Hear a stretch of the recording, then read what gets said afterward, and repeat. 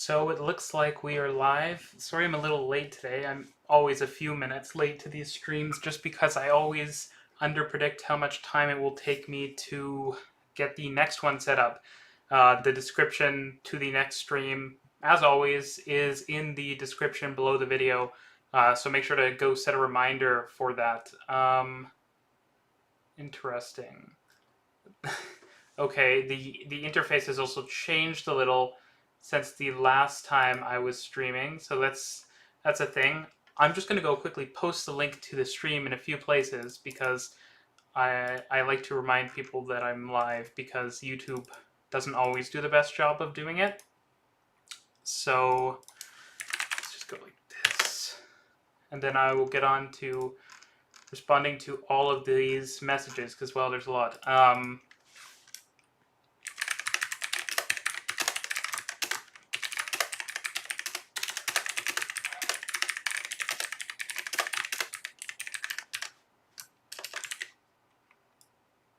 Going like this. That's good. There appears to be a dog somewhere nearby here who is barking, so hopefully that stops. Creating a post. Let's do that.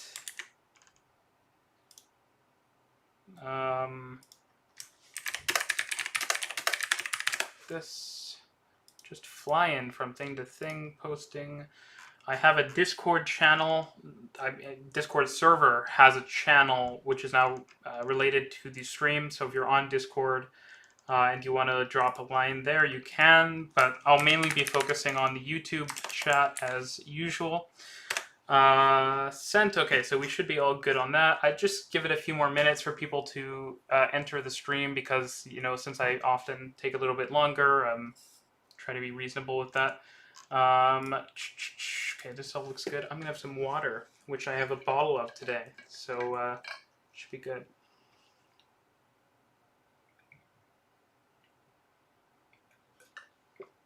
Ooh, someone's on transit watching the video, which is very nice. What else to say? So yeah, as I mentioned before, link to the stream down below. We now have YouTube memberships, so if you want a unique emote, which I think someone already made or used, then yeah, feel free to support via YouTube memberships. Obviously, we have Patreon as well, which receives more of the benefits because of just having more features. So that's a thing. But besides that, let's hop into it. I'm gonna scroll up to the top of the chat. 38 people live right now, so that's a little lower than usual, so I probably will wait a bit longer before I do anything too serious, but yeah. Oh, someone is planning on watching the entire stream, so that's cool. Have you done accessibility? I'm not sure what you're referring to. I haven't done a video specific on accessibility, but I mention it fairly often in videos. Let's see. Hello, hi. Hello to any Germans watching. Where am I hiding? Yeah, I always start these a few minutes after because I'm busy setting up the next stream, which can be a little weird. Cool.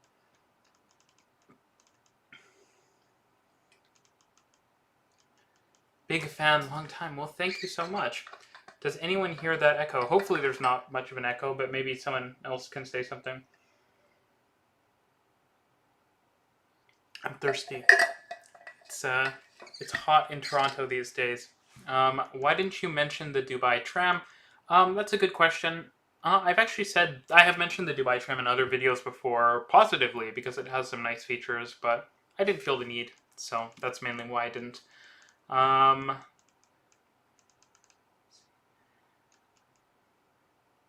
Interesting regarding removing the stream. Anyways, why don't Canadian LRTs use S70s or US type low floor light rails?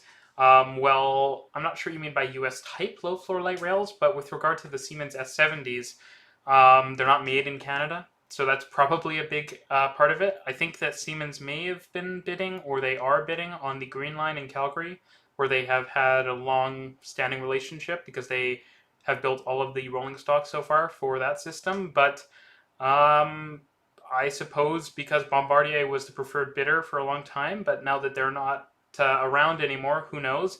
I think that Canadian cities really like the 100% low floor aspect of some of the other rolling stock, and S70s aren't 100% low floor, as their name suggests, and so I think that probably played some role. But yeah, I think the S70 success in the United States is largely attributable to the fact that it's manufactured in the US.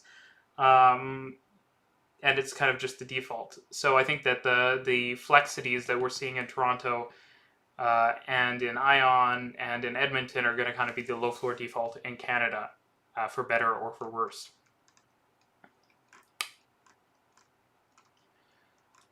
Let's see. Oh, thank you, Michael or Michelle. I'm sorry, I'm not sure. I feel like a bit of an imbecile, but I hopefully Michelle is the correct pronunciation. But thank you for the super chat. It is much appreciated.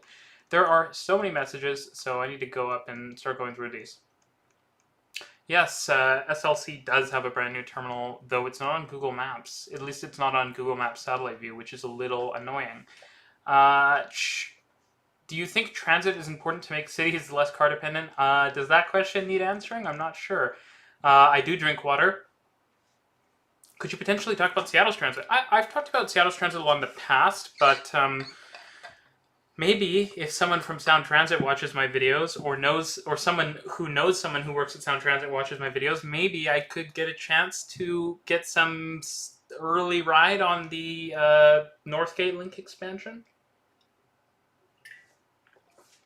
That would be really cool, and I want to go check out that expansion of the link system. But I've been around Seattle a fair amount, so I do talk about it here and there.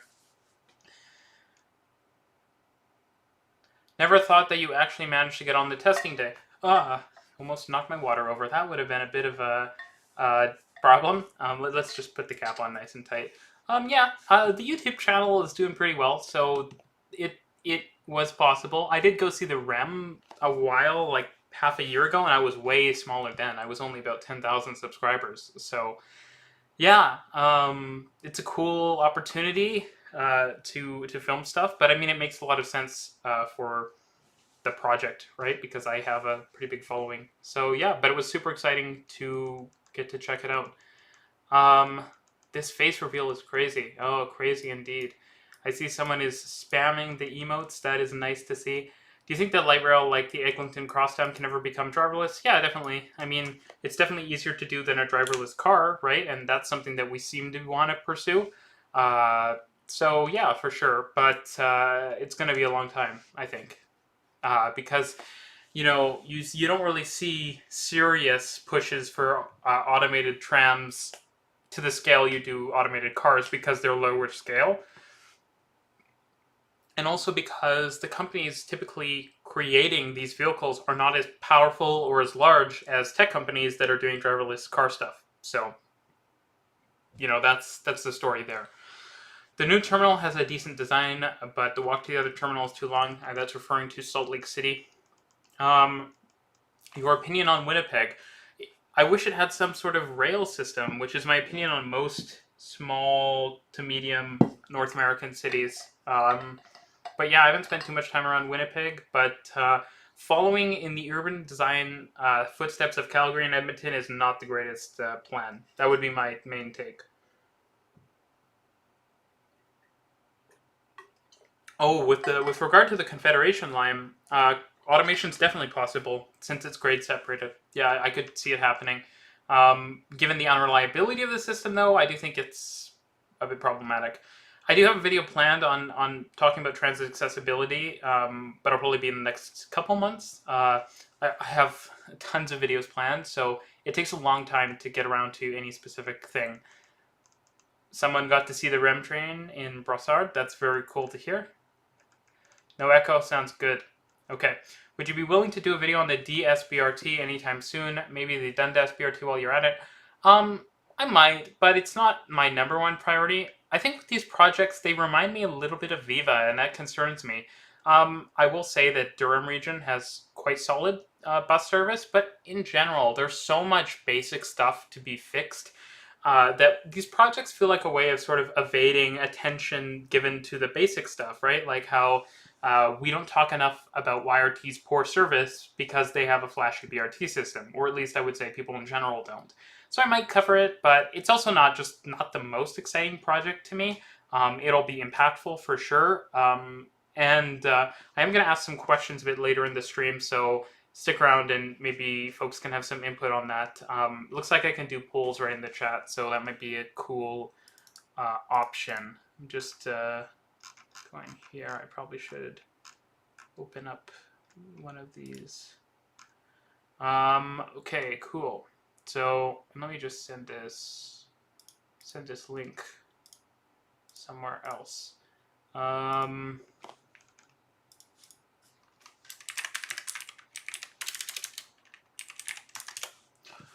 Okay, so let's see. Okay, I think we're all good. Okay, Bombardier is a Canadian company until it went out of business and was bought by Alstom. Yes, well, the Bombardier Transportation Division. Morgantown, West Virginia, with, yes, that very famous PRT system. Any plans on covering the R211 and next generation of subway cars in the upcoming videos? Possibly. There haven't been that many delivered, and since I don't have special MTA access, getting to them might be a little bit difficult. If I was going to do something, I would probably wait until they're more widespread, because otherwise it's going to be kind of hard to get on them. Again, I do want to travel to New York and the United States once it's sort of safe to do so, but I'm still sort of waiting for that. So yeah, we'll see what happens. I still feel like travel is a bit of a weird thing, so I'm sort of holding on for that. Oh wow, okay, lots of messages came through. Wow, okay, lots of messages. Oh wow. Okay. Scrolling. Oh my goodness. Wow. There's a lot of messages here. To people who live in cities with streetcars, how do you feel about them? Is it more efficient than having buses or driving? Okay, an interesting question. I guess that's not really a question to me, so I'll continue. Is TOD technically TOD if it's only anchored by buses or BRT? Does it have to be based on rail? Do you know of any TOD that's just buses? Well, that's an interesting question. Why would it need rail? Because it's transit-oriented development, not rail-oriented development, right? And I think that, well, I can't think of any good examples. I mean, perhaps with systems that have big, like BRT, for cities that have big BRT systems, there's probably some, but there aren't a ton of those systems in North America, so I'm not super familiar. But I can definitely see it being possible, especially a nice, potentially electrified bus system could be really attractive. Why use the GO train when the subway is better? Because the GO train goes places the subway doesn't, and because the subway is not objectively better than the GO train, it's just different, right? So that's like saying pizza is better than pasta, right? It really depends on the day and how you're feeling, and the certain trip you're making. Yes, there are quite a few BRT projects happening in the Greater Toronto Area. I think BRT is a cool option. I think it's a much more practical option than LRT in most cases because it's to some extent more temporary. But if you're in a growing city and you're doing well and you're growing your transit demand, then you're going to move past what BRT can handle fairly quickly, especially in a fast-growing city. So I think that if you're in a city where your growth is rapid, BRT makes sense. And if you're in a city that's pretty stagnant in terms of growth, trams can make more sense because you're making that more permanent investment, right? So that's kind of my thinking on that. Siemens is shortlisted for Valley Line West in Edmonton. Not sure what model they'd be bidding with. I would bet it will be the S70. I forget what the name of the 100% low floor Siemens trams are. Maybe they're the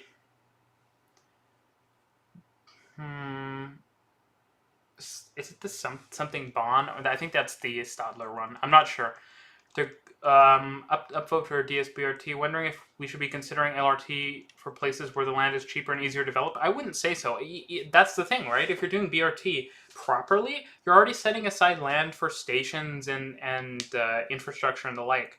Look at Viva in York Region. For all of the things that make it really disappointing, it has tons of room, and so when they want to upgrade it to LRT, that should be pretty easy. They have a really good right-of-way set aside for most of the route.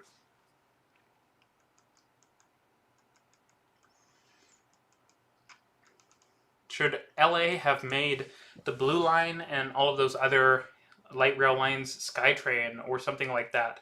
Automated light metro. I mean, I don't think it's necessary. I just think better LRT would have even worked. You know, something with no street operations and higher top speeds. Automated light metro could be a good option for some, like, one thing that people don't recognize is that SkyTrain has much lighter trains, which actually makes a noticeable difference in the size of guideways. And the reason for that, and the reason the trains can be so light, is they don't have any interaction with vehicles. I think that's something people forget, is that light rail vehicles are not, SkyTrain and light rail vehicles are not the same. SkyTrain vehicles are actually much lighter because they can be constructed, more simply and lighter, not from as heavy materials, because they don't have to worry about a truck or a bus running into them, which means a lot of things. It means it's less maintenance because heavier vehicles require more rail maintenance. It also means easier to accelerate the vehicle, lighter structures and stuff. So there's a lot of benefits that are sort of underappreciated about SkyTrain and vehicles that operate on a grade separated system. Imagine the trams that are operating on the O train. They are designed to operate in mixed traffic, which means they have this heavy frame. And I think that probably contributes to some of the issues with operations and track getting out of alignment and stuff, is you have these heavy vehicles operating on a right-of-way that wasn't really designed for that type of vehicle necessarily. Someone says, I love your videos and a fan of the Go and TTC bus and train. I love the LRT in Kitchener and Waterloo. Thanks. It's really appreciated. Casper. Hey, hope that you're doing okay. Love the coverage you did with Marta. As a person who lives near Atlanta, those new trains can't come soon enough. I am excited for them. They will be great. And it shows that, like, a change like that, just new trains, can really transform a system. And so I think it's really exciting. Yeah, I know about Halifax's BRT and EV buses and ferries. They're very exciting, and I think that with Halifax growing so fast during the pandemic, maybe that stuff should come sooner than later. I think for me, considering moving to a place like Halifax, one of the biggest things that would make me not want to is the lack of high-quality transit. There is transit, obviously, and I've been to Halifax and used the transit, but there's this potential, since Halifax is still small, to really build a city that is much more transit oriented. And I think that is such a great opportunity, especially when a lot of the people moving to Halifax are young people who are interested in using transit. I think for me, at the point in my life that I'm at, I wouldn't want to live anywhere that I have to own a car, and that eliminates a lot of major Canadian cities. I think you could live in the big three, and you could also live in Ottawa without a car, but Calgary and Edmonton, it's much more questionable in my opinion, and Halifax, I think it's kind of a given that you're going to need to own a car. To live comfortably. I'm not suggesting that you need to. Of course, living without a car is possible almost anywhere, but it's about kind of what quality of life will you have if you don't. And everyone should be able to have a high quality of life, even if they don't own a car, which is obviously very important. Do you see a future with the SSE and the Eglinton East LRT coexisting? Maybe you can elaborate on what you're sort of asking with the question. I'm not sure 100%. Someone is asking the same question again. Please don't do that, because I get through all the questions. Thoughts on the R211s? They look okay, but they're disappointing. They're not enough of a change. They're not enough of a step forward. I think New York just doesn't innovate enough, right? And there's some improvements, and those are great, but for example, not having open gangways on the first trains, not having the whole order be open gangway, how many years after Toronto first got open gangway trains and Montreal got them? I think that at some point we have to become less accepting of this overly incremental improvement, right? Billions of dollars, tax dollars that I don't pay for, but Americans pay for, are going to these trains, and that tax money should be spent well on the newest technology.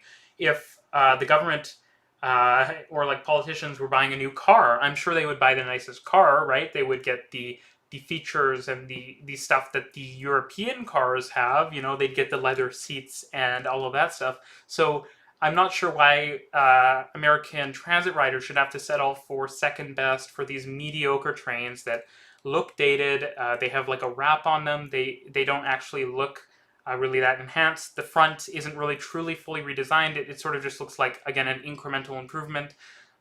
There's not, the open gangways aren't there. There's just so much that they could have done that they didn't. And so they're nice, but they're not impressive to me.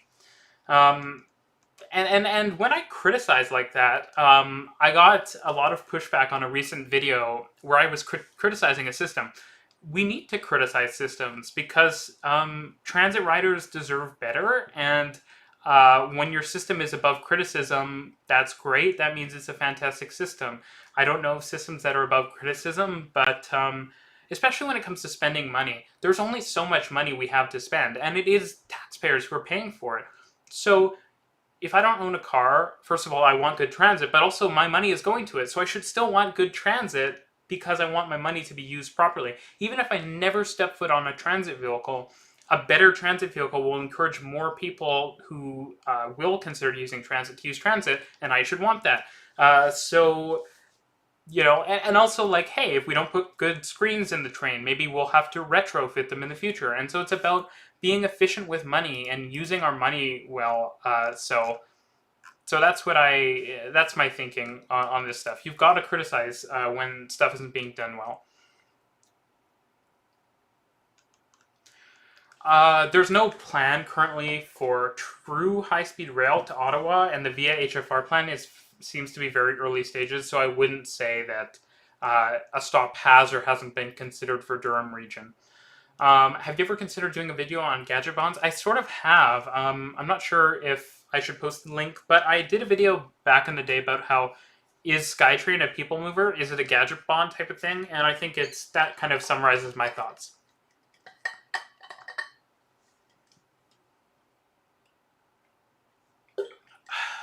Water is so great.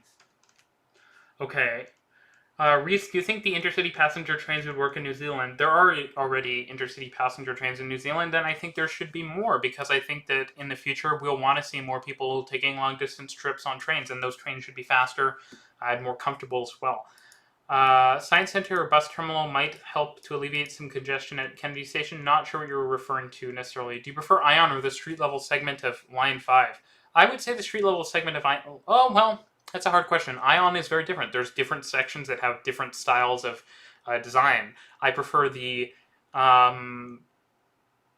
I prefer the design of the off-street sections of ION to Line 5, but I prefer the on-street Line 5 to the split section of the ION. What's your take on rubber-tired metros? I use them in Paris, going from North England to Barcelona. The smell of rubber is awful. My thoughts are weird French nonsense. It's sort of the same as with the gadget bonds. Non-standard trains and stuff, not great, but at the end of the day, if you're operating a frequent service, that's good. We shouldn't build new systems like that, but the old systems are fine. They have some benefits to having tires. Are the benefits worth it? Probably not, but they are real. Okay. Would love to see you compare the STM to TTC Metro. Oh, you mean to the TTC subway? Maybe I'll do that. We'll see. But yeah. So I'm just gonna do a little intermission. If you haven't already, go look at the link to the next live stream. That's in the description below. Also, consider supporting the channel on Patreon and becoming a YouTube member for early access to videos and behind the scenes, and to help support the channel. I'm going to be asking questions shortly. I'm going to get through all these messages, but the first thing I want to say is if you have any questions regarding the Eglinton LRT, what the trains are like, things like that, the stops, etc., please leave them in the chat, and I'll be happy to answer those. At the same time, so questions for people are the following. Do you prefer, knowing a lot of people here aren't from Toronto, do you prefer content that covers sort of I don't know, do you prefer station focuses, or would you like videos that are about very specific details? Like, look at this streetcar loop. What's interesting about it? How could we make it better? Things like that. Do you like the sort of macro level or the micro level stuff? Also, do you like video logs? Do you like vlogs? Like when I did the Hamilton LRT stuff, where I maybe walk around, I do a trip or something like that, or I go check something out in person. Do you like those sort of videos? Would you like to see more construction updates? Would you like to see more videos about like station upgrades when they add lifts and stuff? Things like that I'm curious about because I'm sort of planning the rest of the year right now. And knowing what people think about that would be great for helping me sort of plan videos and stuff. Videos aren't necessarily planned 3 months in advance, but if I have an idea of what people like and what people want to see, that's always helpful. I'm going to click into this. Thanks, Evan, so much for the super chat. Thanks. Yeah, I'm not going to read it out because I do not need to flatter myself, but thank you for the kind words. And yeah, I mean, I don't think I have too much risk of burnout. I'm pretty relaxed these days. The internet is a cold, cruel place sometimes, but it's great to see supportive stuff in comments, etc. And I don't plan to stop making the videos I make, including the ones where I criticize different systems, despite the hopes of people who I think some people, they hold transit too personally. Transit is a tool to move people, and if it doesn't do that cost effectively and comfortably and safely, then there's no point, right? So these are critical things. Anyways, I'm going to try to start going through some more of the messages, yeah. Does off-board fare payment for buses make a substantial improvement to speed, or would signal priority make a much bigger difference? Signal priority is highly context dependent, so that really depends. The same could be said for off-board fare payment. If you have a lot of people queuing up and tapping or paying at the front entrance of the bus, it could help a lot.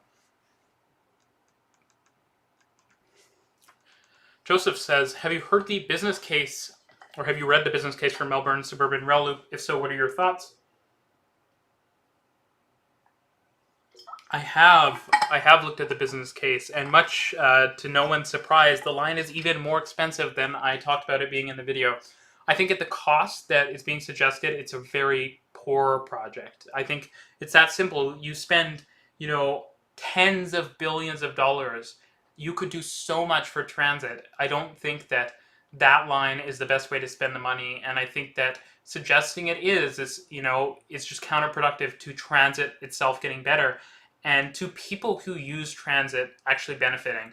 I think that building a great line that might attract some new riders is cool, and it's good, obviously, but we also have to think about people who are already using transit, and the people who don't care about something flashy being the thing driving them to use transit, the people who have to wait at a bus stop and who want more bus service, things like that. So I think that the Suburban Rail Loop is a project I cannot support in its current state because it is too expensive. And the context is, for people, I think some people were saying like, oh, you support Canadian projects that are expensive.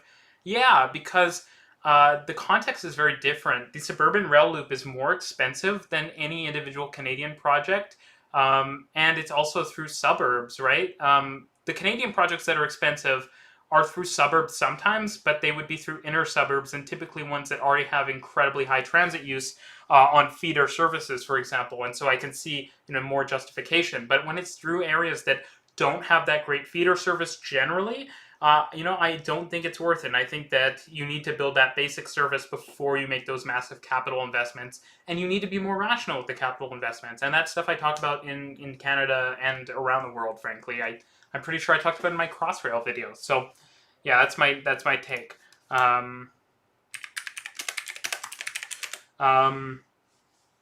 Okay, let's continue along. Are you going to do an episode on the Rotterdam metro?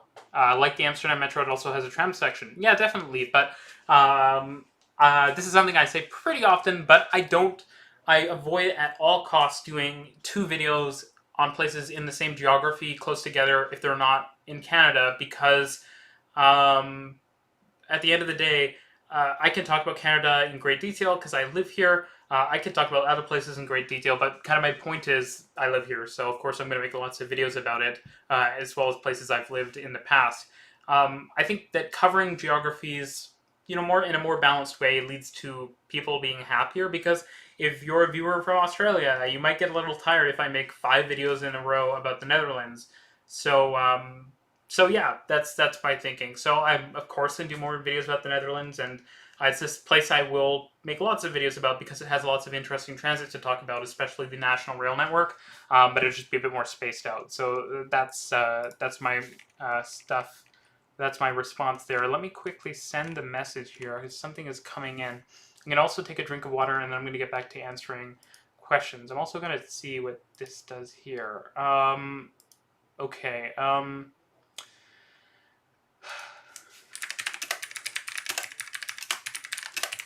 Okay, let's go. What about automation of trains that run in mixed traffic like the Toronto streetcar? Sort of talked about that before with light rail vehicles, so check a bit earlier in the stream. What are your thoughts on the electrification of Caltrain? I love that it's finally happening, but the delays are frustrating. Definitely frustrating, but the delays are not that massive, so that's good. Overall, Caltrain electrification is good, obviously, but a more central downtown station would probably be helpful. It's not utterly essential, but I think that would be helpful. I think even in Caltrain, it's one of the places we see it. The price of doing stuff is super expensive. Like the grade separations are incredibly expensive on the Caltrain electrification project. We need to get that under control. But of course, like it's fantastic. We're seeing something.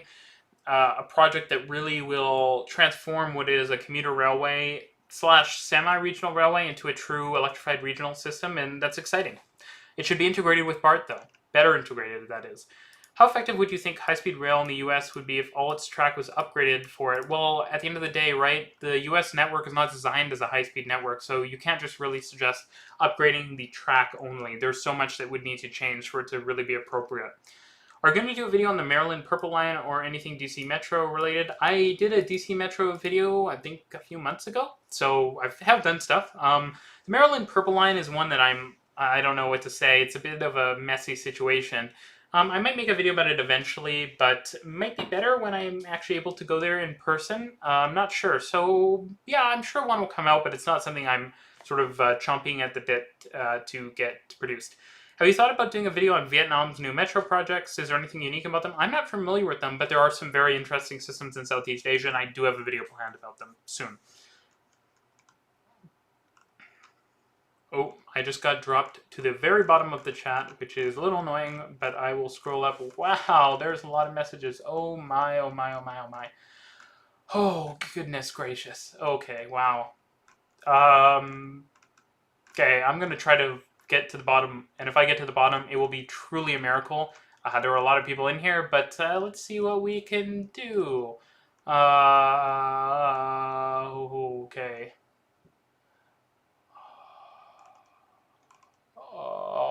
Okay. Wow, there are truly a massive number of messages here. Okay. I feel like BRT will not meet the needs of Halifax. Only 60% will be BRT grade. Yeah, perhaps. I think more basic bus service is generally something I would do in every city. I think Halifax is one of those places that could use it.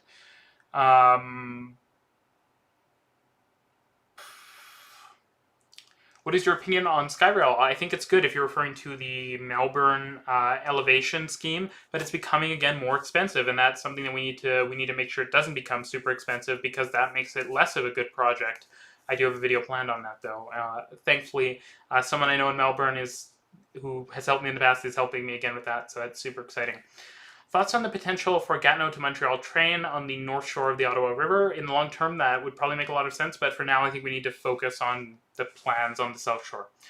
I found MARTA to be superior to LA's Metro Rail, one seat from the airport to downtown every 5 minutes. And hey, I think that sort of stuff is what people forget. You know, the map isn't everything, and having a basic service that's good can be really useful. Have you heard or seen the driverless bus pilot now operating in Whitby? Thoughts? Seems a little Epcot-y to me. I'll leave my thoughts for this week in a video. There's a video coming on that. So yeah. Any new rolling stock types you'd like the TTC Line 1 and 2 to get? Well, they're getting new trains, so just, more modern trains that are somewhat similar to the existing ones. Maybe not metal, because I think metal's ugly. Some color would be cool. I love the idea of having trains that are the color of the line they operate on, or at least take some inspiration there, so that'd be cool. You may be able to work with DJ Hammers on MTA Insider Knowledge. I'm not sure who that is, but if someone gets in touch with me, or if I end up getting in touch with someone, it would be really cool. I have done a lot of collabs in videos with different people, so it's something I hope to do more of, but yeah, I think I do a decent number. We'll go retire some of the older carriages on the GO trains with expansion. They will need more cars, but the hope is that there will be electrical multiple units to replace some of the cars. TOD, that's just buses. Canberra, yeah, that would be a good example. Should the Canadian government buy up all the rail tracks from freight rail companies? Well, doing that would imply that they're planning that they're for sale, which they mostly aren't. So not exactly an option. Isn't Viva a good example of BRT-based TOD? Absolutely. Yeah. It is, but it's maybe a pretty bad example of it too, because it doesn't include service and infrastructure.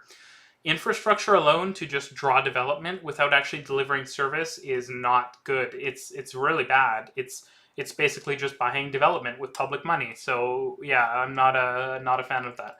Have you heard of GO's transit expansion to London, Ontario in the future? Yep, there's been lots of talk about it, and it's an exciting possibility, but it needs to have a few key aspects to make it successful.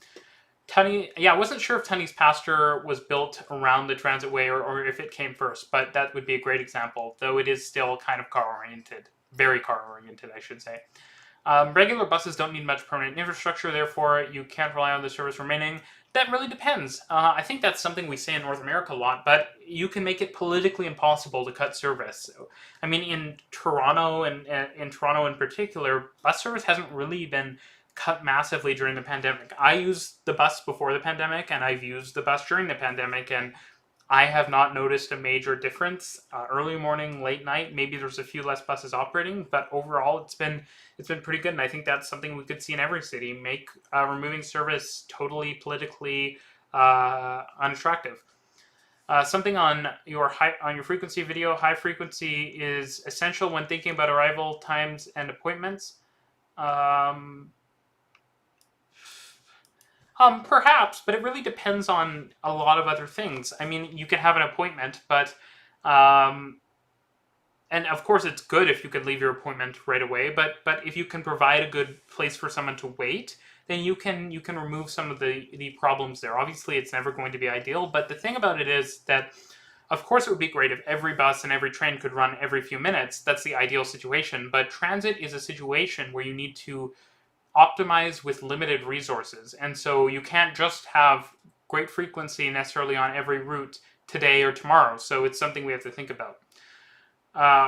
Why do you think there's a reluctance about building above grade separated LRT in Toronto and trains in Toronto, given the cost efficiency? I think the reason is because people haven't seen a good example of it. That's honestly, I would say, the biggest reason. I think if we do it right, we show people how good the transit service on it can be, it's subway level, I think people would be converted pretty quickly. What about a city that is shrinking? If a city is shrinking, then I'm not sure. Maybe TOD and attractive transit is a good way to try to slow that down. When someone's saying trams are better than buses, they're usually more reliable and slightly faster. That's only going to be true if they're in a right-of-way. And if they're in the right-of-way, then it's not fair to compare a bus that's not in a right-of-way with a tram in a right-of-way. Something that makes me super angry is when people say LRT is so much more reliable than buses, or trams are more reliable than buses, because they're comparing a tram in its own lane to a bus which does not have its own lane. It's not a fair comparison, right? You have to give them, even ground to compete on. When thinking about frequency, it's important to think about the time wasted or spent waiting at the destination. True, but that time doesn't necessarily need to be wasted. Could you describe these acronyms used frequently, such as BRT and LRT, Bus Rapid Transit, and Light Rail Transit? Trams, essentially. Why does the Montreal Metro use rubber tires? Don't they wear out at light speed and produce tons of waste? They last very long, I believe, because it's, precise system. It's operating on rails. There's not a lot of contamination on the track. They provide potentially more grip for higher acceleration and the ability to climb steeper grades. But yeah, they have some problems, and they're not necessarily a superior solution, but that's what Paris uses, and Montreal decided to use the same. You can probably guess why. Can ride sharing replace cars in suburban communities? I wouldn't say it can. No. But I made a video about rideshare over a year ago, I think, where I was saying like Uber isn't necessarily, well, Uber is, but ride sharing as a concept is a good concept because it allows people to live without a car. I don't actually use rideshare and I survive without it, but some people might feel more comfortable not having to take the subway or a bus really late at night, for example, and rideshare allows them to do that. And so I think it's a piece of a grid of different options, but it's just one of many options. So yeah. What's the difference between the S70 and S700? I believe they're the same thing, but the S700 is the new model name. How do you build transit for rural areas? I'm going to make a video on this. I don't want to answer it now, but I'm going to make a video on it. But pulse networks are a great example of how you could do that really well. Would you consider doing a video on SEM versus TTC? Yeah, I will, but let me make a note.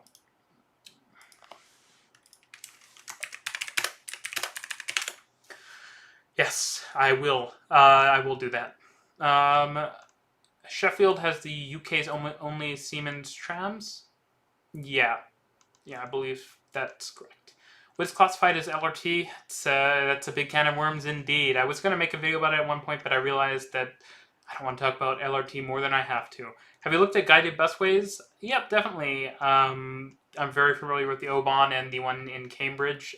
They're interesting systems, but I think they're very niche in terms of their usefulness for a couple of reasons. A SkyTrain sounds like BART with lighter vehicles. I would argue that that's fairly accurate, but BART is super parking oriented, has poor connecting service. SkyTrain has a lot more transit oriented development than BART. And the city's development the region's development has been better tied with SkyTrain than the Bay Area's development with BART, and that's benefited the SkyTrain massively. I believe the ridership on the two systems is actually fairly similar, despite the fact that BART uses way larger trains, which I think tells you a lot about SkyTrain. Raisins or grapes, which are better? I'm not actually a fan of either. Does that make me weird? I liked them as a kid, but I just don't like grapes and raisins that much these days. What's your opinion on the routing of the STM Blue Line extension to Anjou? I believe they're TBM boring it. I would have preferred cut and cover. Okay, someone keeps sending messages about something, so please stop doing that. Then again, I'm saying this, and this message was probably sent like an hour ago because I'm moving slowly. I'm sorry about that. What do you think about Euston's plans for the future of 75 miles of BRT and light rail expansions to Hobby Airport? I think if you're going to an airport, you need faster transit than light rail, or you at least need something that doesn't look like light rail in the North American context. BRT is good, but basic service is probably the thing we need to invest in first, right? I liked the video on Santiago Metro. It was very interesting. Thank you. Grapes. I live near the Utah Valley Express, the UVX BR2 route. Do you have any thoughts on it? I think that was poorly implemented. I think I would say the same thing I'm saying about a lot of these BRTs. If you don't have a frequent bus grid already, then BRT isn't that useful. You need to have basic transit and you need to build on top of it with better, higher tiers of service. We transport geeks always get hung up on labels. It's no use talking to your rep about S-Bahn if you're in the Anglosphere. Maybe, maybe not. I think some people in English-speaking countries can talk about S-Bahns. Any opinions on Edmonton's new ARC card? I'm going to have a sip of water. My mouth is a little dry.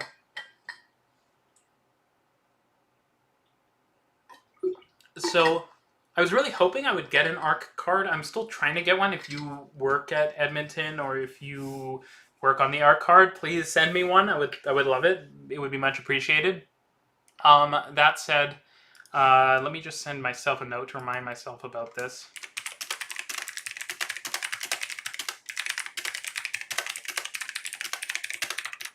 Okay, it's good. Yeah, I'm happy that Edmonton has a smart fare card. It's a pretty basic thing, I think, these days, and it's exciting to see Edmonton has one. The fact that Calgary doesn't is disappointing, and I think it kind of shows how Calgary has fallen in the past, I don't know, 5 to 7 years. Calgary's doing a lot of transit projects that feel like they're very development focused and not basic use focused. Like I don't know, Calgary's building the Green Line, and like it's maybe it's been said before, but like I'm not sure. Like Edmonton has better basic service. I'm not sure if Calgary should be spending all that money on more infrastructure. They built these BRT routes that have really poor service. The buses generally have poor service. I think the Green Line has some design issues. So I question the value of making those sort of investments before you've done the basic stuff. And I think the existing light rail system still has a lot of potential. It's not being fully utilized at the moment, and so building new infrastructure sort of feels a little wasteful.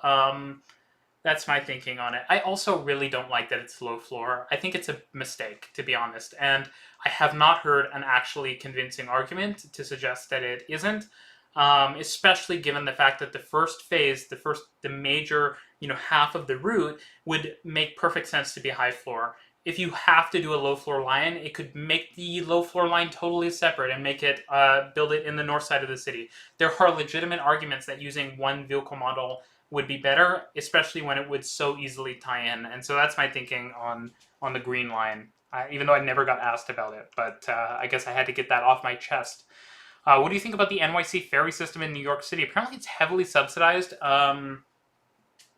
Ferries are cool. I've got a video coming on ferries. I haven't used the ferry system in New York extensively. The Staten Island one is good, though. I think if you have a successful ferry, you should replace it with a fixed link. So, rail to Staten Island, please.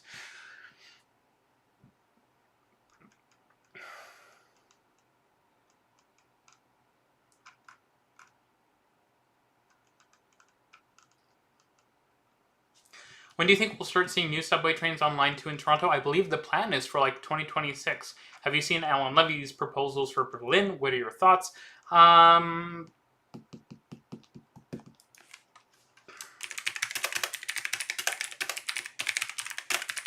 a note. I have looked at it, but not in intense detail, and I'm also not as familiar with Berlin's system as a lot of systems, so I don't want to comment other than to say it's always cool when stuff like that is released. Everyone who gets on the bus already has validated their ticket. Oh, so this is talking about off-board fare payment. How can this man say New York City doesn't innovate when they're a world leader in ferries nobody asked for? It's a pretty sick burn there. Do motor coaches have a place for travelers? I'm not sure what the question necessarily is. Are you asking, is there a place for motor coaches? Yes. The 3rd to 6th R211s are getting gangways. That's good, but I think all of them should have it. What is better, intercity trains in Australia or New Zealand? Well, I don't think you can really compare them, right? Australia is a much bigger country, right, with a lot of dense corridors. New Zealand is a much smaller country. So I don't want to compare.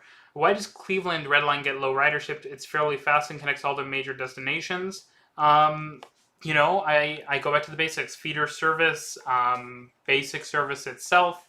How well does the whole transit network work? If one piece doesn't work well, it will actually bring down ridership of the whole network. Okay, someone keeps asking question, and if you keep doing that, you get put in timeout, which is a thing, actually. Do you think the new governor of New York would improve the MTA to meet a rider's needs? That's not clear, but hopefully. Regarding your video on suburbs, have you been to Irvine, California? Sorry. Incredibly bikeable for a newer outer U.S. Canada suburb. Admittedly a low bar. I have not, no, but I'd love to visit at some point. Have you looked into Singapore's MRT? A few new stations started operations yesterday, yeah, on the Thomson East Coastline. I have looked at the MRT pretty extensively, yeah. How's the quality of Via Rail? The service itself is good, but the coverage is not great and the rolling stock is dated. Look at capacity limitations and improvement projects via CTA example would be an interesting analysis. For online platform lengthening project, red purple modernization, yard capacity limitations, etc., etc. It has a interesting thing to talk about. Yeah, I haven't talked about Chicago a lot, but I am planning on video on Chicago as well. When it's dystopian that passenger trains have to stop for freight trains, well, no, it's just how things operate in North America. We have a very different rail system than in other places in the world. Because we have a really successful rail freight system, right? It's not, I wouldn't say dystopian, it's just we have a very different system. They don't always stop for freight trains. It depends. It's a network. It's operated as such. Are you hopeful for the Highway 407 Rapidway? Do you think it'll be worth the money? I think there are a lot of things that would be worth the money more than a 407 Rapidway when the 407 is not that congested. I've been skim reading Metro versus mostly grade separated tramline stadium for my city, and I'm more torn on the thought than I thought. I mean, it's just twice as much for twice capacity. I'm not sure what to say necessarily. Would BART be a gadget bomb because of any gauge? I would say gauge can never turn you into anything. The difference in gauge is less significant than I think a lot of people think. It's just not as big of a deal as I think it often gets talked about. What do you think of currently unbuilt LRTs, such as the Jane LRT and Waterfront LRT? Do you think they'll ever be realized? Well, the Waterfront LRT is just a streetcar, as are most of the light rail lines. I don't think anyone who says they aren't I don't think has ever been on one or seen what they look like or seen the vehicles, because it's streetcar, right? Especially the Waterfront LRT, which will literally use the same vehicles as the streetcar. It's no different than Spadina or Waterfront West.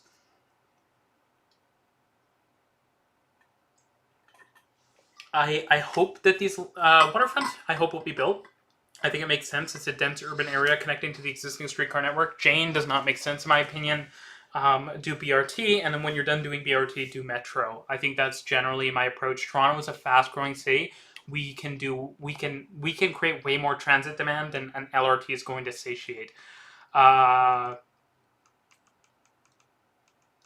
just got a lot smaller. I'm not sure what that means, but interesting question. If Canada built a Shinkansen-style HSR between Toronto via Kingston and Ottawa, should we axe the Toronto-Ottawa via Kingston and Ottawa-Montreal services in favor of high-speed rail? I would... Very controversial take. I think we would have more intercity passenger ridership, and it would be a net benefit if we had no... Besides the absolutely essential rail routes that are the only connections to communities, because they are actually legitimately necessary, we could cut the Canadian, we could cut all corridor service, we could probably cut the ocean, we could cut all of these via rail services that frankly mostly aren't actually practical at all. Replace it with a Toronto, Ottawa, Montreal Shinkansen. It would get way more ridership. It would be better for the country. So there, if that answers your question. How does GTA resist the temptation to build rail to every suburb that screams for it like LA does? I wouldn't say we do. We just do it with the right type of rail, which is regional rail, because long distances shouldn't be covered with light rail. What's the rationale for single-ended units on the Eglinton Crosstown? Why not have one longer train? It's a great question. It's very good. You sound like a transit planner of quite high quality there. There are some arguments, potentially. More flexibility. If your train gets hit by a car, it's easier to remove one unit, and you haven't had a much larger portion of your fleet taken out. So that's what I would say. Question about SkyTrain. I'm not familiar with Vancouver, but doesn't SkyTrain make the system exclusive and unexpandable like monorail? Nope. It's been extended lots, and the same can be said for monorail. Just because it is a unusual system doesn't mean it can't be extended. Any engineering firm and construction firm can typically come along and extend these systems. detailed videos about small things, station focus. I'm just responding to this stuff now, so you can see how things are moving slowly. Let's go like this. I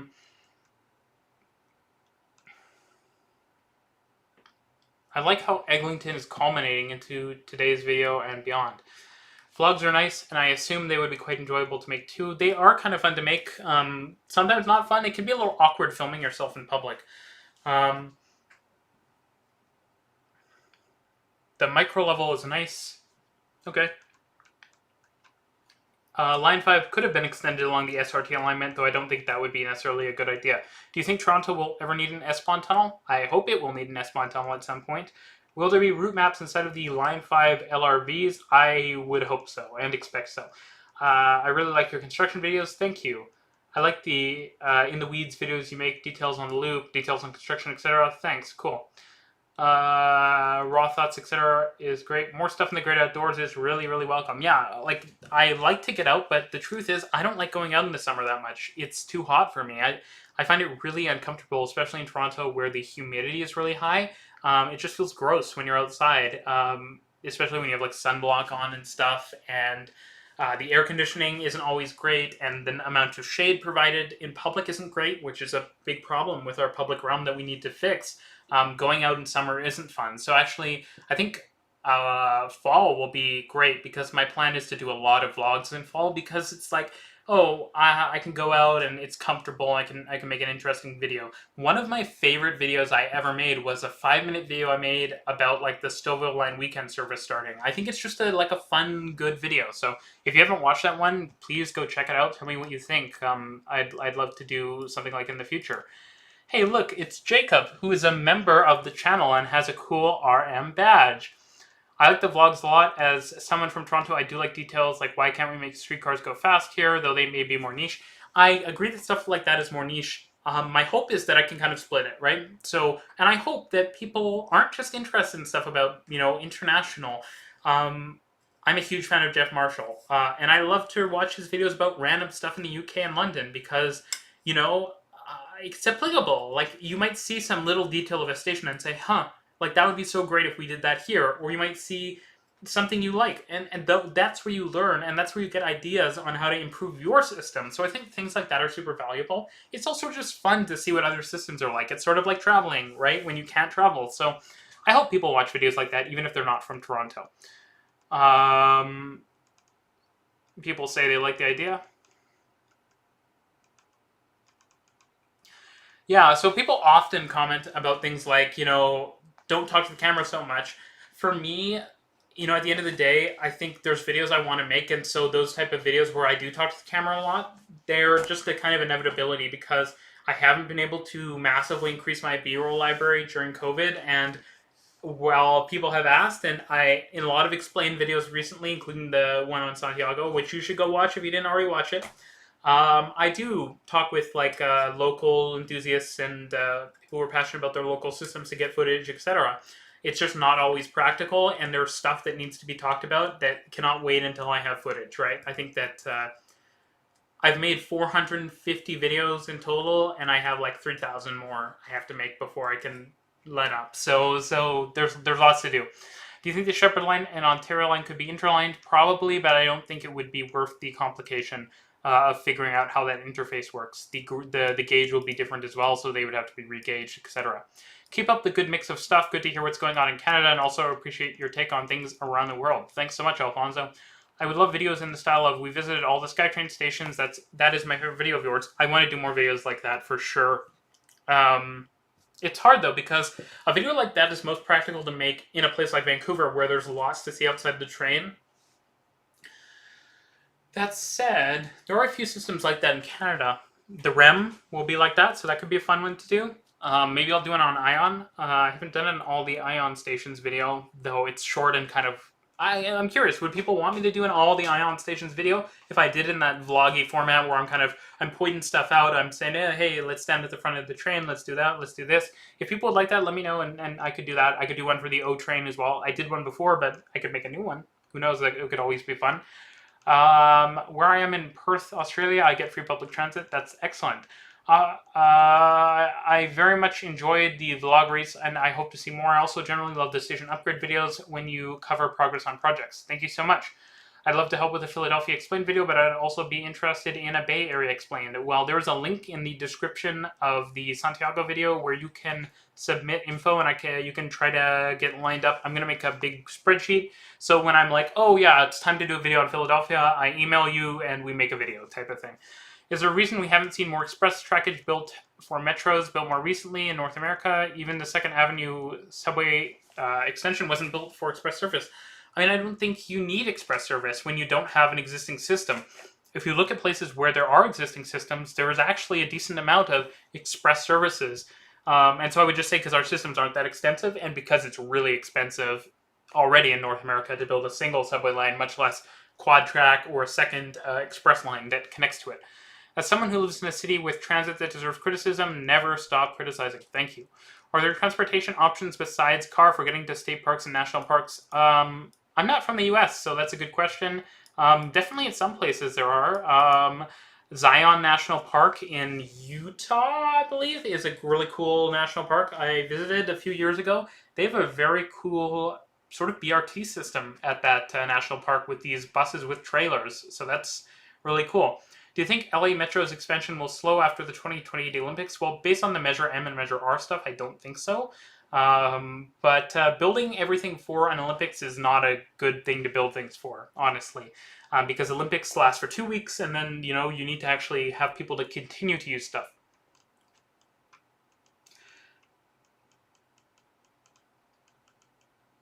Yeah, Matthew makes some great points here as well. Newer systems tend to have wider station spacings and faster operations anyways, so express service is slightly less necessary. The train which connects to Auckland and Hamilton can't go to Auckland Strand as it's too busy, but a tourist attraction can. I see. What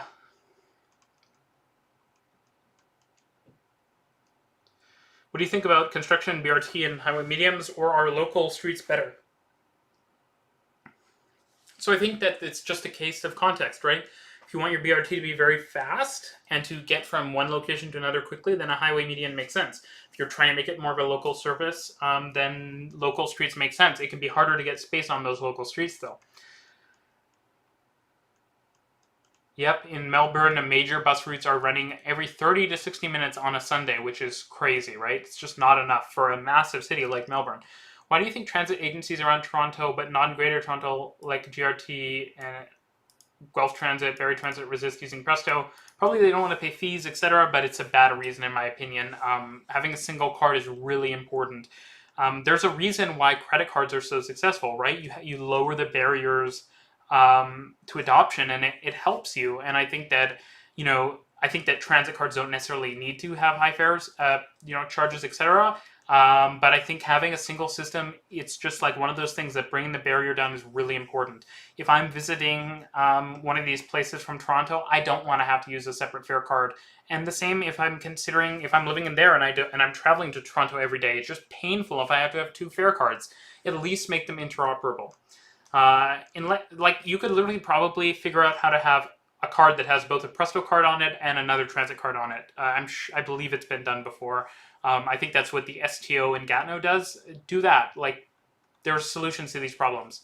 How many lanes for a highway is good? No lanes. No, just kidding. That's, again, it's context dependent. There's no uniform answer. Highways between cities are somewhere I think they arguably make sense, and I would say 4 to 6 lanes probably maximum. When is the next LRT testing? LRTs are testing all the time right now. Why don't they run more frequently? Okay, sorry. Got ads on stream. That's a little strange. Does mobile...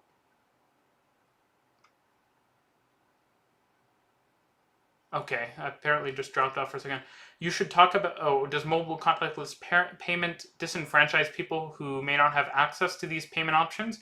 I wouldn't say so if you provide a equally good transit card option. You should talk about Wellington, and also to some extent, there's a case to be made that phones are like a basic essential that everyone should be provided with in the 21st century, and I think that there's a good case for that.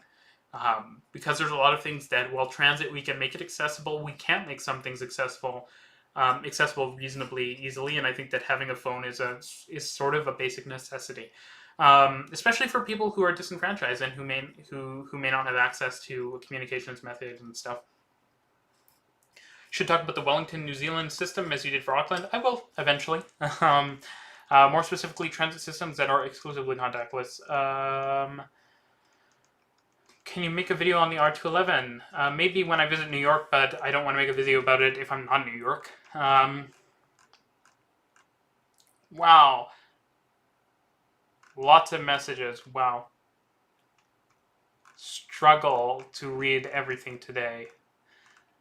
There's probably like 100 messages I haven't read here. It's time to go rapid fire, folks.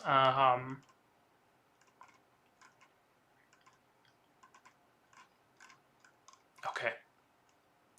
Would you ever do a video on makeshift transit solutions in developing places? When I went to the Amazon, we traveled on water bus, regular bus, and moto taxi. It was a bit rough, but worked great. Yeah, no, I think that's a great idea for a video, especially in developing places, and maybe for places that just are developing transit systems. What are your thoughts on the theoretical Buffalo, Erie, Rochester commuter railroad? What do you think? What equipment is best for it? I think for any new commuter railway, which should be regional, should have all-day service, especially post-pandemic, DMUs, Statler, Flirt, do it TexRail style, something like that. I don't know Buffalo and Rochester that well either, so I can't comment too much, but I would say I love that rolling stock. I feel like New York has really started to upgrade their subway system to become world-class as they've been repairing tunnels from Hurricane Sandy and new rolling stock, etc. Not damaged tunnels would not be my idea of world-class. Systems have to be repaired. That doesn't make them world-class, right? They need to have features that enhance the experience. Not being bad is not the same as being good, basically. Can you make a video about the politics that often plays into transit decisions in the US? I don't really make videos about politics for lots of reasons. I talk about transit, and I talk about transit, kind of agnostic to politics, which is what matters to me, because I think that we can make apolitical transit decisions, and that we should try to make apolitical transit decisions. Okay, we can't always make apolitical transit decisions. Inherently, these things are political, but they shouldn't be based on politics. They should be based on good transit. When do you think the new Toronto LRT is really coming out? No idea, but probably not in 2022 at this rate. Why don't more transit projects use cut and cover? Because there's belief that it's disruptive that is often not, or more disruptive that is often not inaccurate. Someone is making a really good point that is, when you have a wide highway, it's time to build a train because you have enough demand that you can probably justify one. What are your thoughts on concrete platforms versus pavers? What quality of service is objectively is more important? I believe aesthetics also play a major role. I agree. Having an aesthetically pleasing and nice transit stop where people have to wait is important. Pavers have a big benefit, which is that they are permeable, and that can help with things like water runoff. So that's really useful. Will electrified GO trains be faster as well as more frequent? Yep, faster acceleration and likely higher top speed, though they probably won't see that in service. Should there be a rail service from Ronforth to Wilson near the most congested 401 section in Toronto? Not necessarily. Remember that just because a highway segment is congested doesn't mean that there's actually transit demand there. Highway networks have different topologies than transit networks, and that's fine. There should be a rail probably paralleling the 401, but not necessarily just that section. You should do a video on the Hudson-Bergen Light Rail or the Newark Light Rail. I definitely want to when I get a chance to go to New York. Thoughts on GO Transit finally having a bus that goes direct to Brock University before you had to take two buses? I think it's great. University service is one of those things that GO can really get a lot of ridership from. Any plans for East European videos? Yep, there's a Budapest video coming soon. And other Eastern European videos. When are the T1s going to be scrapped or retired? Probably by the end of the decade. What do you think of the 2050 Greater Golden Horseshoe Transportation Plan? More basic transit service is something that's proposed in that transit plan, and it's something many places should emulate. If you're from another city and you're looking at how basic bus service is working, I believe in Toronto, the Toronto region's Greater Golden Horseshoe Plan. That's not just the city of Toronto, it's all the surrounding cities, many of which that don't have good bus service. Part of the plan is a 10-minute basic bus service. It's really fantastic. And remember, this is from a government that would not be expected to be transit supportive, and yet they're proposing these things that are really great. Enjoyed your ideal Toronto system video. TTC should have made Finch Shepherd a subway line, probably. What city in the US do you think has been the best at developing transit and becoming less car dependent in recent years? Arguably Seattle. Yeah, probably Seattle. Didn't Toronto have big bus cuts in the early 90s? I believe they did. I'm less familiar with the history, but it's a good question that I will follow up on.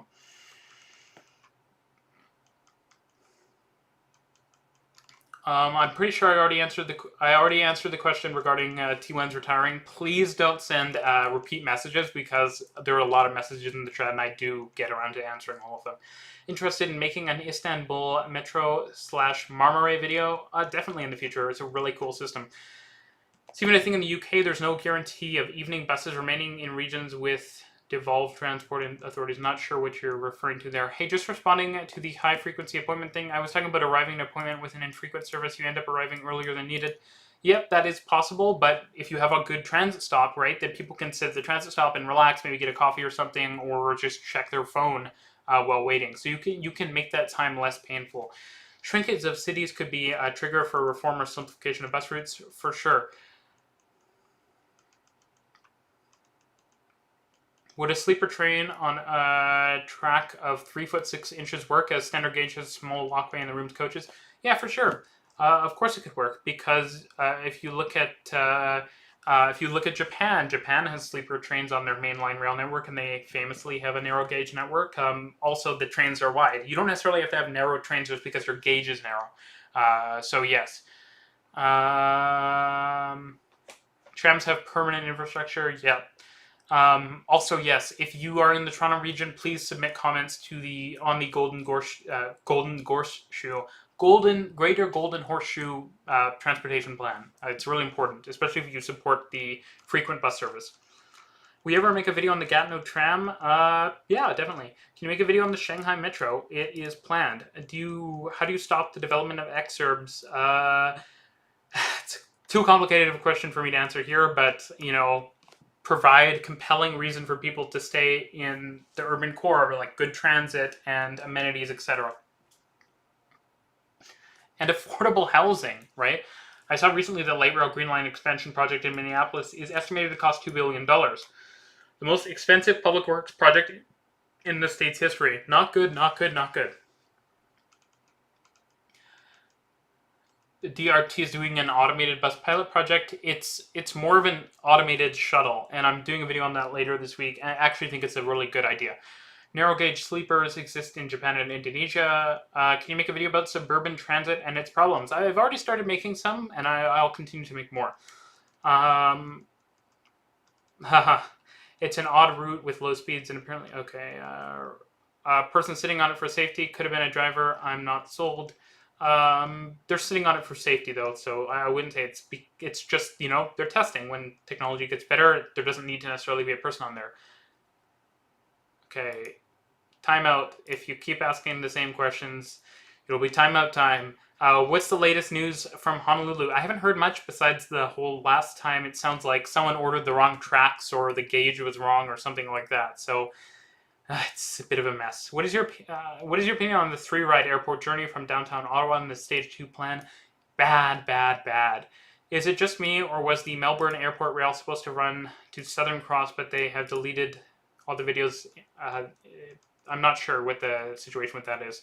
Have your thoughts changed about the Melbourne Metro Tunnel? Thoughts? My thoughts have always been it was a little unnecessary. I think it has only increased hearing that some people who are certainly Melbourne transit experts and transit experts in general were not supportive of the Metro Tunnel. Optimizing operations has to be first, right? Organization before electronics before concrete, the old adage. Are there cities in the US whose transit systems surprised you? I would say Portland's did when I was a kid. I had never experienced light rail, and I thought it was cool. Send a message here. I loved your recent video about Line 5. Thanks so much. Massive appreciation. So excited to see the green track. Thanks for the kind words. It's super appreciated. I'm going to keep going, but because I want to get through all these messages, there are a ton of them, and my throat is a little sore, but I promise is a promise, right? I will cut off replies at some point, which is why super chats are so great, because I always reply to them. But if you're not already, consider becoming a channel member. You get cool emotes and stuff in chats and in comments and the like, as well as early release videos. Same for Patreon. Patreon has lots of features. I do live streams and chats and everything. Reminder, the next link for the next stream is down below the video. So make sure to remind yourself about that. Do you think Line 5 will have the same overcrowding problems as the O train? I think it will have worse ones. I think okay. I'm from Melbourne. I hard agree with your takedown of the suburban rail loop. I was really excited with it, but then I realized that the bus to the train comes once an hour. It's not meant to be a takedown, right? It's not like I am supportive of circumferential transit, but there needs to be prioritization, right? Do you think Metro North will ever electrify to city whose name I'm aware of, but I'm not going to try to pronounce right now? Hopefully a lot of mainline and passenger railways are electrified in the future. Staten Island ferry has been free for years, so it's 100% subsidized. Yeah, I wasn't referring to Staten Island. Makes sense. Standard gauge. Okay. I don't think another government will really jeopardize HFR. It was designed to be politically unkillable because it goes through lots of swing ridings. So you don't really support light rail systems like Portland, San Diego, and Salt Lake with the mixing of low and high floor vehicles. As far as well, all of these cities don't really mix low and high floor. So when I say low and high floor, it's sort of deceptive. I'm referring to low and high boarding. It's just that usually in modern systems, you have in Portland and these other cities, for example, you have trains with stairs up to a high floor, but the platforms are all low. That's what I would consider low floor. And when you upgrade, you'll get fully low floor trains, as you've seen in these cities. And so, yeah, I don't support it, no, because having stairs in your train is bad. Whew, okay. Heavy rail, light rail for Christchurch future commuter rail system. That really depends. It depends on demand, right? It's all based on demand. If you need big trains, you need big trains. Yep, the way the U.S. taxes railroads often does create a lot of issues. There are a ton of regulations that we have that are not helpful to passenger rail operations. Is it worth adding one more lane to highway if it means taking some property away from homes? I'm not sure what you expect me to say about something like that, other than no, obviously not. It doesn't make sense, fundamentally. If we need transport demand that badly, let's build some rail. Or BRT, we have a highway. Do you think Sounder-style regional rail would work for Austin, San Antonio? I wouldn't say Sounder is regional rail. It does not have frequent all-day service. And that's one of my big problems with it. Do you think it's very low utilization? Do you think it's a good idea to provide transit to places that don't have much population? That really depends where you are. If you're in a place where transit in highly populated places is already excellent, then yes. Melbourne has the biggest tram system in the world. Yep, it does. Why do you think Connecticut invests so much more in rail than New York? It doesn't invest more, right? Look at the billions and billions New York is spending on rail. It's just that maybe you feel the impacts of it a bit more. Hey, Reece, how big is that television? 55 inches, I think. Can trams make tight turns like cars can? Not as tight, but they can make tight turns. What do you think about BART finally getting into San Jose and Santa Clara? I think it's unnecessary and it could be way more effectively done with Caltrain or with another system. Yeah, lots of Australians here and New Zealanders and people in Asia because I chose to do this one later. If you want me to alternate in the future, please let me know, down below. Did you enjoy Line 5? Yeah, it was pleasant. Do you feel the northwest of Toronto needs additional rapid transit? No, I think we would decide to build light rail, and it's all rapid transited out now. You can only build so much in one area at one point of time. If there was way more transit demand there than the rest of the city, which there arguably isn't, then I would say yes. But they got a subway extension, getting light rail. I think that there are other areas of the city that probably deserve some focus, and also where there is demand that we need to serve. Yep, Seattle has been...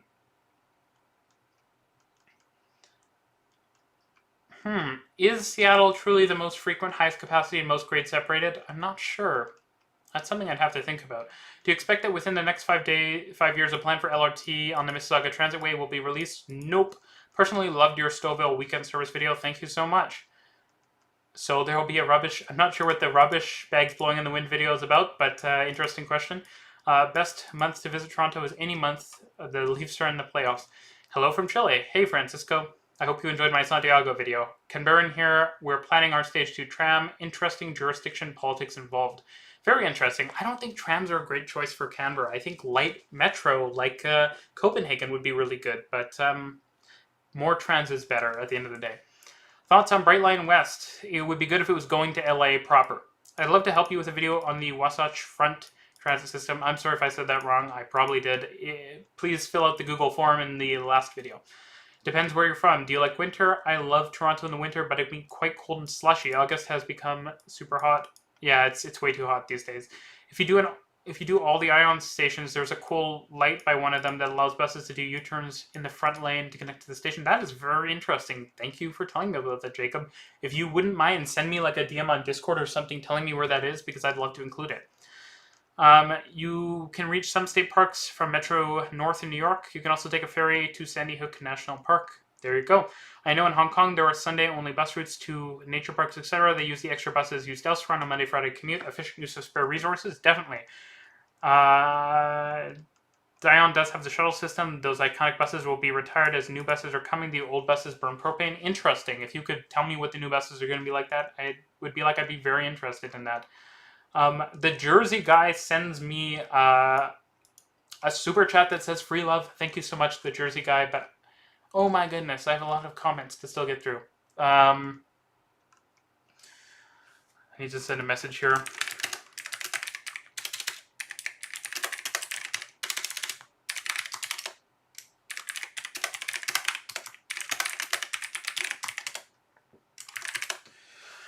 Okay, I'm just sending a few messages off. 4-foot,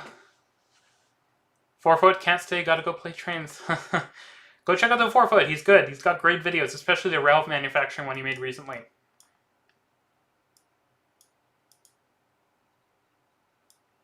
I'm happy to hear that Christian has been inspired by my videos to learn about different transit systems. It's much appreciated. Loved your video about the issues with trolley buses. Lots of people have made videos saying they're superior despite their clear operational problems. Appreciated your take on an unpopular view. At the end of the day, sometimes transit seems good that has problems, and I don't think that trolley buses are universally bad. As I said in the video, despite the amount of people were not happy I said it, but yeah, I talked to people who operate and plan transit for trolley buses, and they said these are the problems we see with trolley buses. That's part of why we think battery buses are exciting. And I said, okay, yeah, I thought trolleys were cool, but yeah, it turns out they actually do have problems, and they aren't actually perfect. And so we should talk about those problems, because how else can we make these smart trade-offs, right? I just sent a message here. It's almost 10 p.m. in Toronto, correct? And I am streaming away. I'm going to get through all these questions. Come hell or high water. That was almost a swear. Should Dart have flirts to match the Silver Line and Textile? I think that's the plan, and I think that would be cool.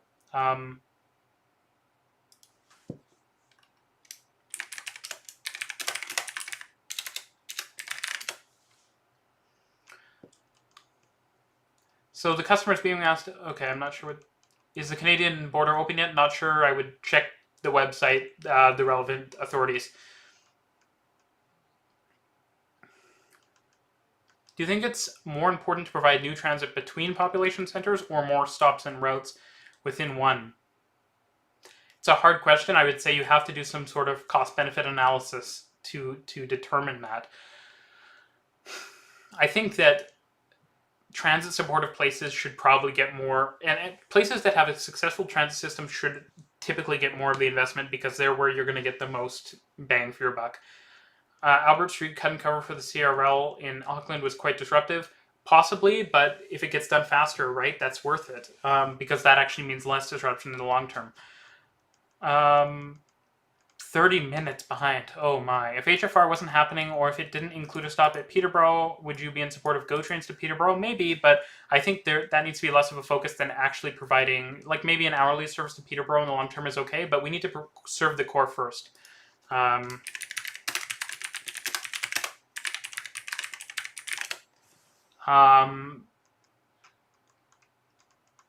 how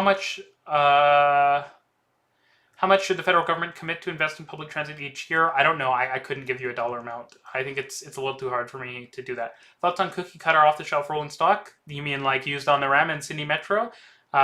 Sydney Metro's is a little less cookie cutter, but I think it's good because it means easier to get parts, etc. As a Canadian, any thoughts on the party's promises, platforms on transit? I don't really wade into politics, but what I would say is, hey, look at Ontario right now. We're doing great on transit. Nationally, we're building lots of projects. So we're doing well on transit these days. I'm pretty satisfied, but there's improvements to be made, and I always want to see more. I'd like to see true high-speed rail, for example. But I'm not going to make a particular comment. As a Canadian, any thoughts on the Hong Kong transit system? I did do the MTR video where I think I suggested it was like one of the best systems in the world. So there you go. Would you consider doing a video on night buses versus 24-hour rail service? I'm doing a video about that next week. So people are guessing the videos I'm making. That's great.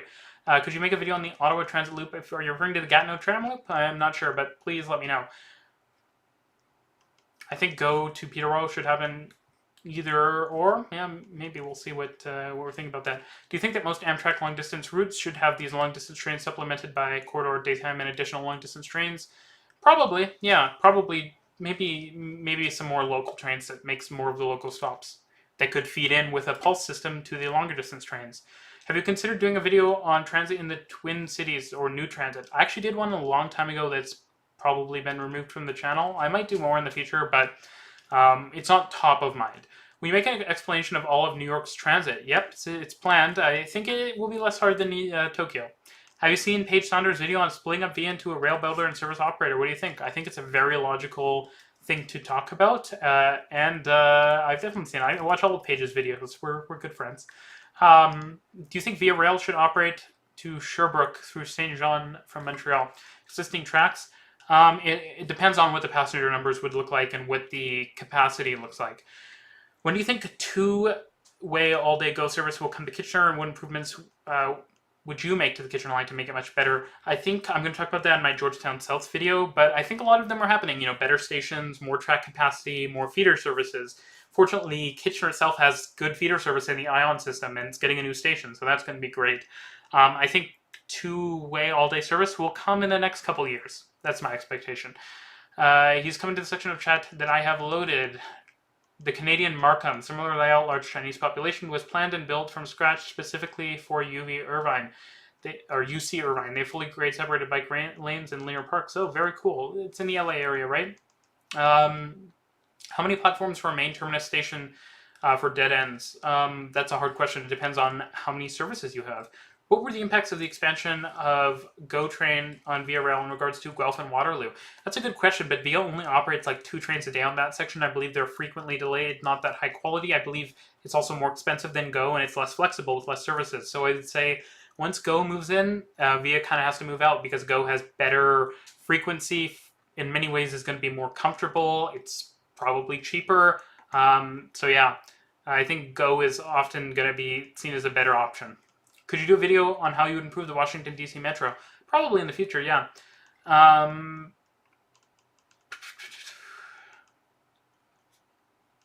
Thoughts on clock-face timetables on a network level, such as in Switzerland or Germany? I should do a video on that. I'm going to make a note.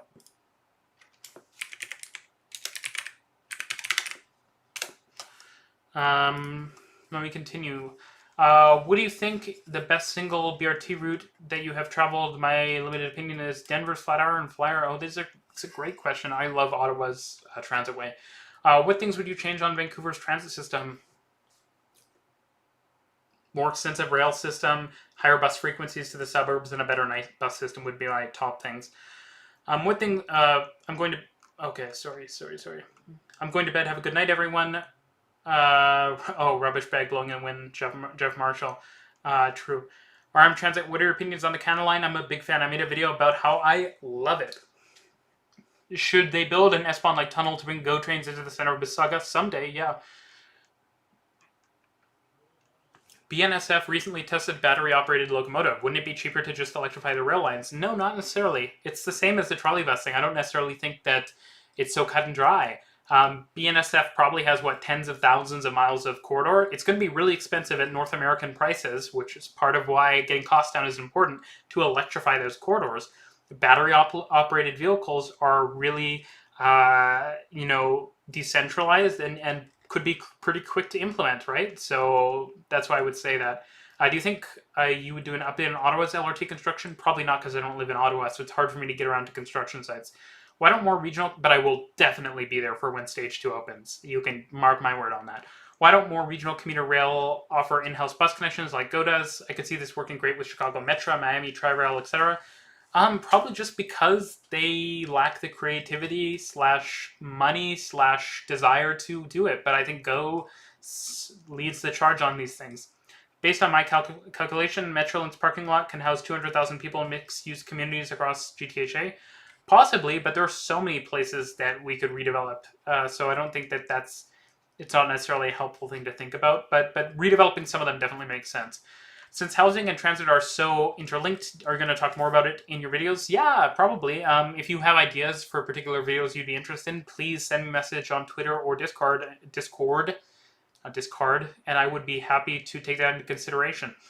I'm going to keep working my way along here. Oh, crud. I think I just...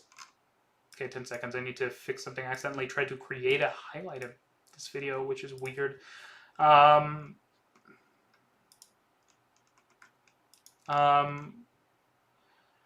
If there was a couple larger cities between Toronto and Peterborough, then Go would be more convinced to extend to Peterborough with HFR.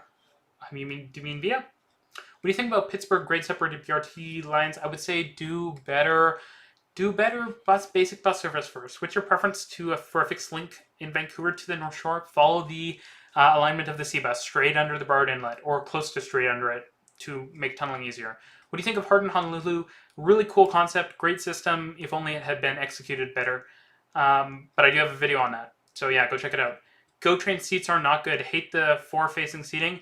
A lot of people say that, and I'm going to be honest, I don't mind it that much. I do not love it with the partitions. I find it's less comfortable, but I think when a train...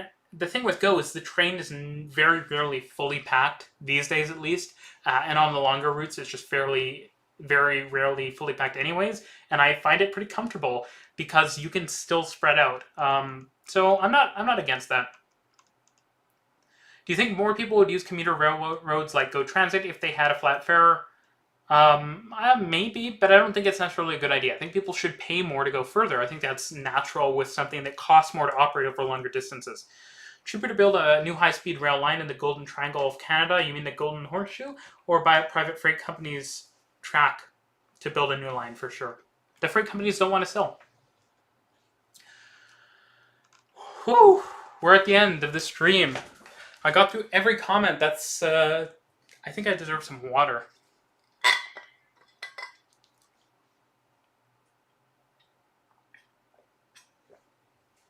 Oh, that was tiring, but we did it.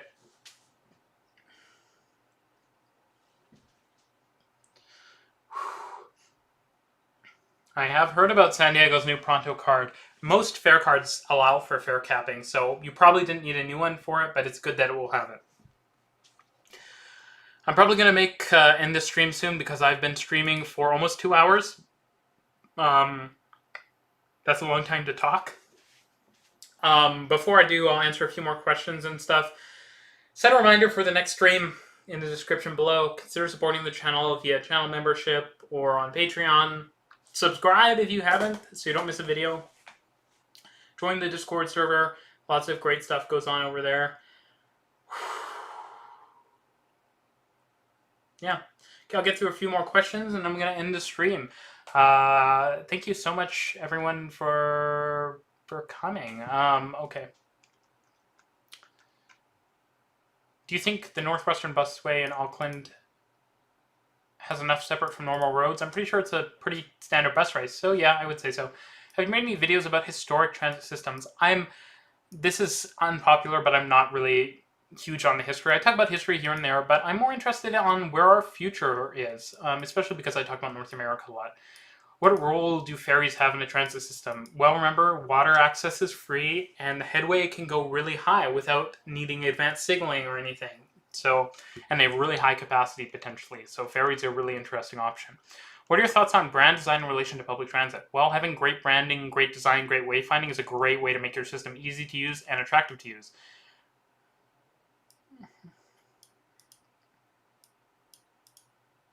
Oh, I'm sorry. The way you phrased it, I was a little confused. Yeah, service to Peterborough probably does make sense eventually, but I think it's lower priority than core areas. I do have planned to do videos on Switzerland eventually, so stay tuned. How do you think the Chicago L could be made better? That's probably, you know what? That's a video right there.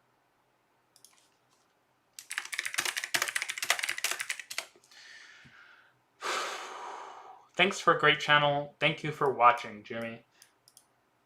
Stellar effort, Reece. Thanks so much. Sorry if you already got asked this, but are you going to bring back the Airports Explained videos? I just haven't done one in a long time, so I didn't necessarily say I haven't been making them, but if people would be interested, let me know. Maybe if like an X number of people request I do more of those, I'll do more. Should Oakville add more parking? Parking? No. Should York Region try 1 month trial to allow monthly pass user to ride Go within York? Maybe, but that would be less up to York Region than up to Go Transit. Great job, Reece. You deserve more than water tonight. Well, thank you so much. I think that's it for the stream today. Thank you, everyone, for coming. Again, I'm streaming in 2 weeks. Make sure to come out and bring your questions along. I have some very interesting videos planned for the second half of the year. And with my ability to go see Line 5 before opening, I'm hoping more opportunities come up like that, and I'm able to share experiences like that with you all. It's a lot of work, but I love making videos, and I make videos because I want to promote transit. I want to promote better transit, and it's so important to me, and it's exciting to me every time I get to see how many people care about transit. And yeah, I just want to keep the ball rolling and keep improving our transit in North America and around the world, because I think that it's incredibly important to our future. So thanks, everyone, for watching today's stream, and I will see you in 2 weeks. Also, like 3 or 4 times. I think 3 or 4 times a month, a week. I make lots of videos. I'm surprised no one asked no one asked why I make so many videos, which is a question I'll answer eventually. Have you heard of Skyscraper Page? Yes, I have. I spent lots of time in my day on Skyscraper Page. Username Reece Martin. Lots of time. Thanks, everyone, for watching. And, yep, I'll talk to you all later. Bye.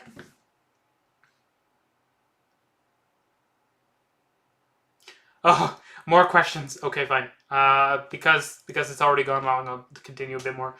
Hey, just discovered the channel a few weeks ago. Really enjoyed the content. Thanks so much. What got you into public transit? Riding the SkyTrain in Vancouver was incredibly exciting. Tokyo, seeing that system was amazing, and seeing the way that it allowed people who didn't want to drive or who couldn't drive still access every corner of their city was inspiring, to say the least, and it was amazing. And I want that to be a thing for every city and every person in every city, because I think that level of freedom is incredible, and I think it